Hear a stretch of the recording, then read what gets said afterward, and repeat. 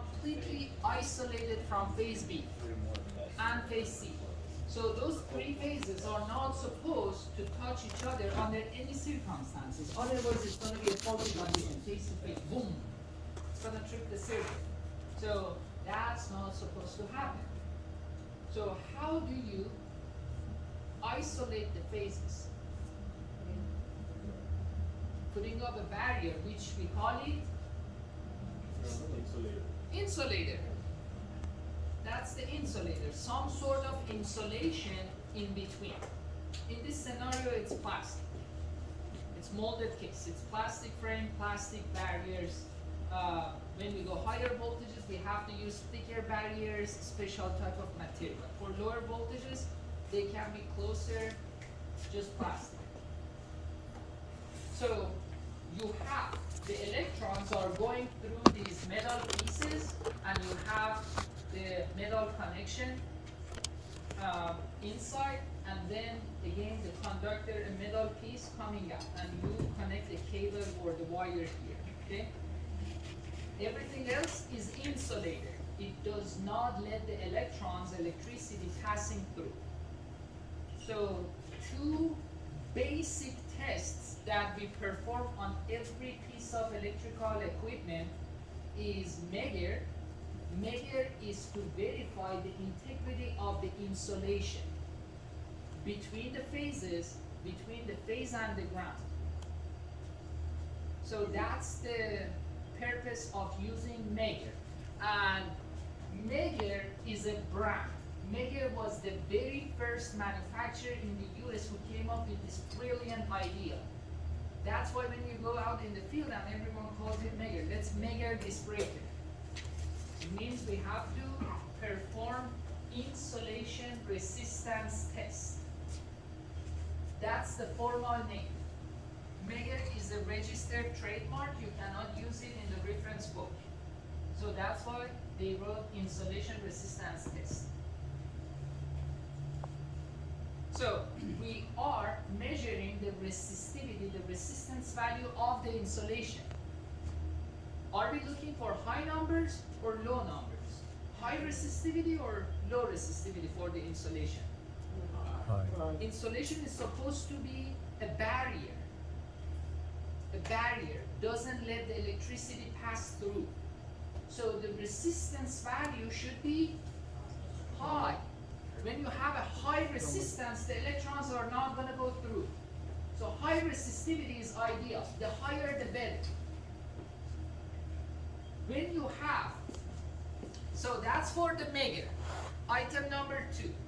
Item number 1 is the resistance measurement through the bolted connections. So we measure the resistivity of the conductor piece on each phase. So electron is entering from here and exiting here. So I want to make sure that we have a conductivity, we have the smooth path for the electricity to go through phase A, same test on phase B and phase C. So for item number 1, we do the DLRO or doctor or what else do we call it? DLRO, doctor, low resistance, home, contact resistance measurement. Okay, so for that one, we are measuring the resistivity. Again, it's resistance measurement. So even for item number 1, we are measuring the resistivity of the conductor piece. So for the conductor piece, are we expecting high resistivity or low resistivity? Perfect. So for the conductor piece, which is DLRO, a different piece of equipment, we are expecting low resistance. We want electrons to go through smoothly, without any barrier, without any resistance. So the lower the better. The test with the Megger that you have in front of you, we are doing item number 2, insulation resistance test. Insulation is the barrier in between. So it's supposed to resist the flow of the electricity. So high resistance is ideal. If you get low resistance, it means something is not right. So measure is measuring or verifying the integrity of the insulation. Now, any question on the purpose of measure? So if you don't ask me a question, I have to ask you a question.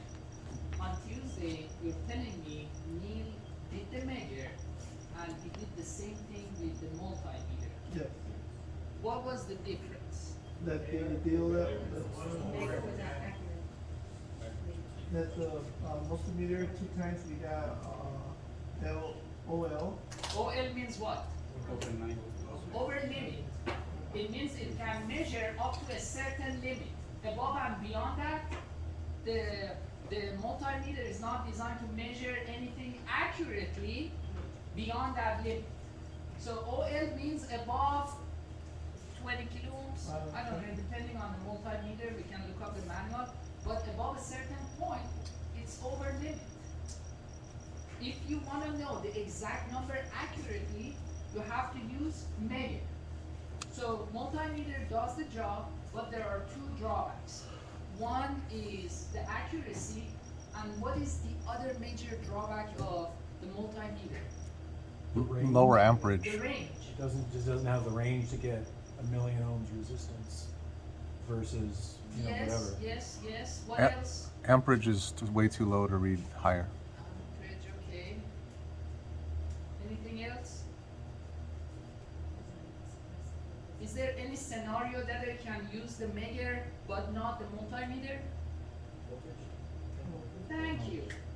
The multimeters, the small one that I gave you, the multimeter that we don't have here, those are all for low voltages, rated for 600 volt or 1000 volt. What if you have something medium voltage? You cannot use the multimeter, but here the measure equipment, you can go higher, you can go to very high voltages, no problem at all. So these are the main differences between the multimeter and the measure. That's why we use measure. What's the price tag on these test equipment you have here? 20K. 20, 30K. That's fine, man. This is a small equipment. These are, depending on the model and the manufacturer, these are a few $1,000. Not that low, James, and not that high. So a few $1,000. If you could get the used one on eBay, perhaps a couple of $1,000, but brand new might be $1,000. So,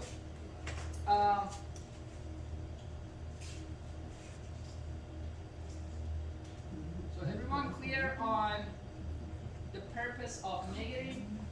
Now, since you know it is measuring the resistance value, how does it calculate the resistance value?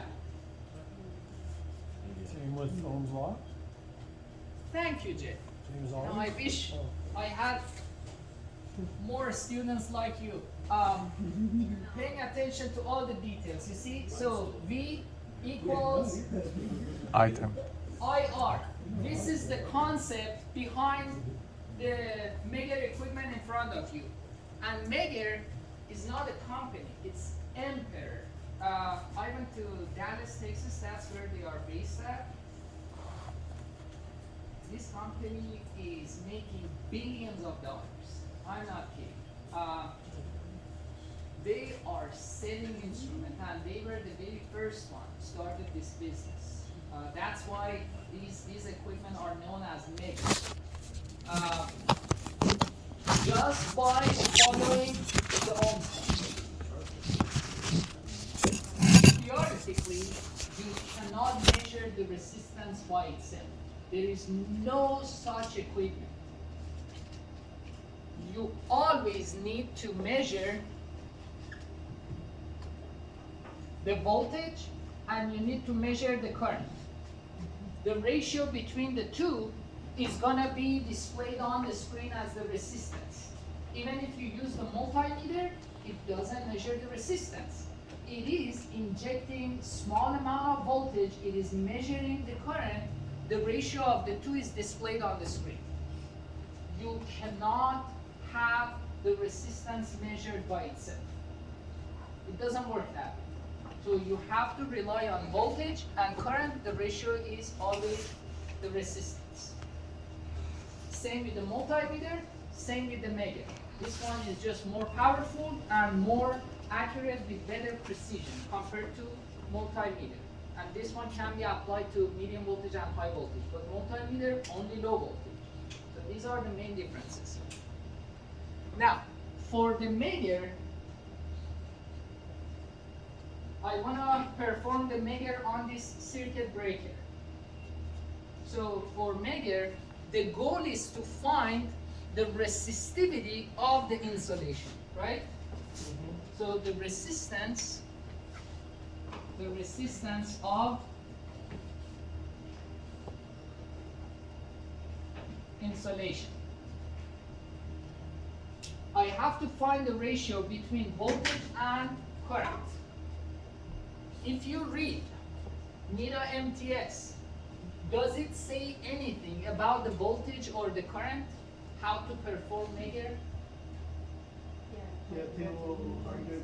It says apply the voltage in accordance with manufacturer's published data. In the absence of the manufacturer published data, that's why I told you for 265 and 266, these two classes, this table 100.1 is going to be one of your best friends. So let's go to table 100.1. It's 500 voltage. 500 volt. Yeah. This Memorize is, the table, huh? This is table 100.1. I don't want you to memorize the table, but I want you to have your book. During the final exam, you're gonna test the circuit breaker. So, depending on the voltage, you select the